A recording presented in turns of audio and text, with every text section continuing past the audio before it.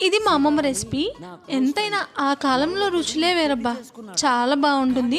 First time తిన్నప్పుడే life long favourite అయిపోతుంది అనుకున్నాను. అంత టేస్టీగా ఉంటుంది ఈ పచ్చడి. అదే మామిడికాయ ముక్కల పచ్చడి. మామిడికాయ ముక్కల పచ్చడా? ఎవరికి తెలీదు అని అనుకోవద్దు. ఇది చాలా మందికి తెలీదు. నాకు తెలిసిన వాళ్ళల్లో టేస్ట్ చూసి ఎలా చేశారు అని అడిగిన వాళ్ళే చాలా మంది ఉన్నారు. సో, అందుకని మీరు కూడా చూసేసేయండి. ఫస్ట్ మామిడికాయ ముక్కల్ని ఇలా సన్నగా తరుక్కోవాలి. అప్పుడే మంచి టేస్ట్ వస్తుంది ఈ పచ్చడికి. ఈ ముక్కలన్నీ ఒక బౌల్లోకి తీసేసుకుని అందులోకి సరిపడా ఉప్పు, కారము, ఆవపిండి వేసుకోవాలి. ఆవపిండి అంటే ఆవాలు, మెంతులు సమపాలాల్లో తీసుకుని 2 దోరగా వేయించుకుని మిక్సీ పట్టేసుకుంటే అదే ఆవపిండి అనమాట.